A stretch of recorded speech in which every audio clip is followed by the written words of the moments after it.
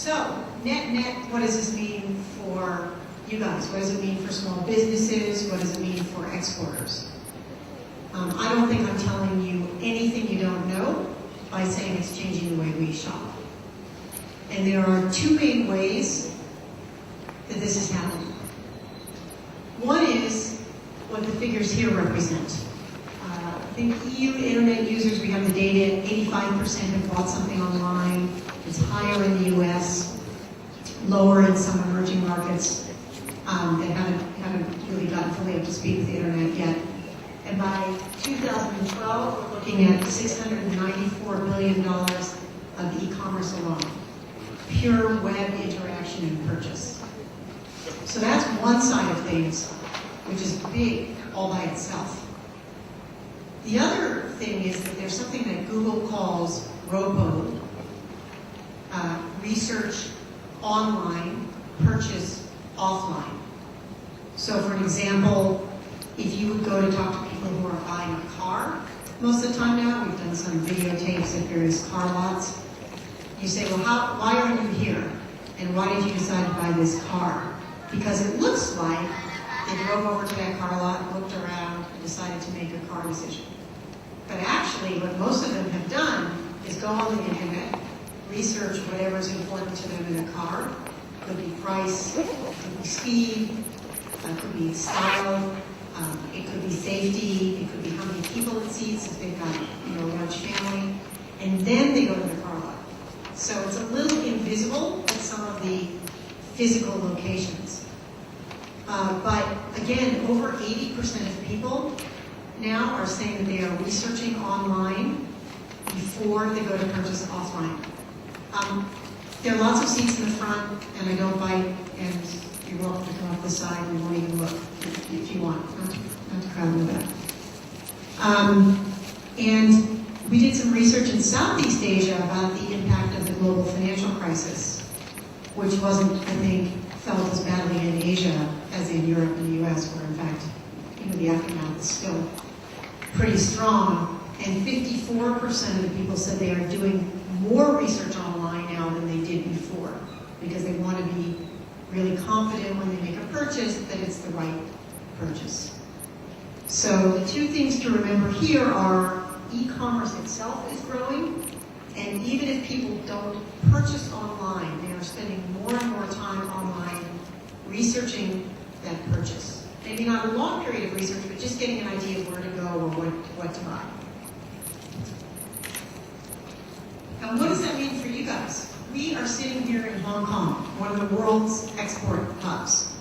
Teddy, who you'll see on a panel a little bit later, spent a good part of lunch trying to convince me that my statistics are even understated, right? That because of the way you guys ship and re-export, that probably being 13th in the world might be understated.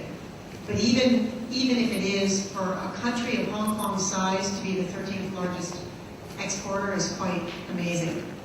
And I was sharing the statistic at lunch that most large exporting countries, so the really big ones are US, China, Germany, Japan, I'm sure you're familiar with that.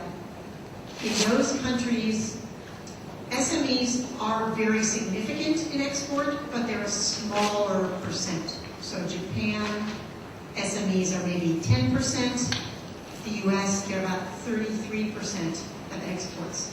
In Greater China, SMEs are 85 to 90% of export. I know most of you are here because you're SMEs, so I don't know how many of you export, but I'm assuming a lot of you either do or are already thinking of it.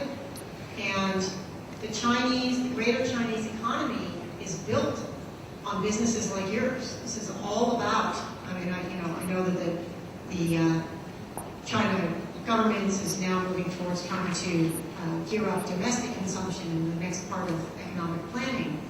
But still, a lot of the country is dependent on SMEs exporting, generating GDP. So it's you guys who are doing this, making this happen. And there's some data there from 2008, but it has continued until 2010, and I expect it to keep going. So I think the last part is, why did we invite you here? What can we do to help you? why is it worth taking time out of your day when you have a lot of other things to do to come here? And I think our real aim is to help SMEs grow.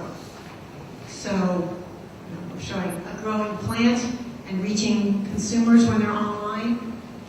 I wouldn't think about it just as consumers. As we said, there's 1.9 billion consumers, and there are tens of millions of businesses who are doing procurement online as well. We reach out to 180 countries. We have 40 main core languages and 132 languages total. You're going to hear about the new export product that we launched yesterday in Beijing that helps you do a number of things, including find and focus in on key places to export to, so the export market finder, and on helping you translate. So for the rest of the afternoon, we have a great panel lined up. We have a series of presentations. We're going to share best practice in e-commerce. We're going to talk about how to capitalize on international demand. We're going to hear from PayPal. We have PayPal and Hong Kong Post as our partners here, which is terrific. And we really appreciate them coming. And I think the best part, always for me, is learning from businesses themselves. So we have a distinguished panel later this afternoon, which includes Danny Chan, Amas from Splendia, Teddy from Fever Toys, and our honorable guest, who's going to lead the panel, who's the chairman of Customer Liaison for SMEs from the trade and industry for the Hong Kong government.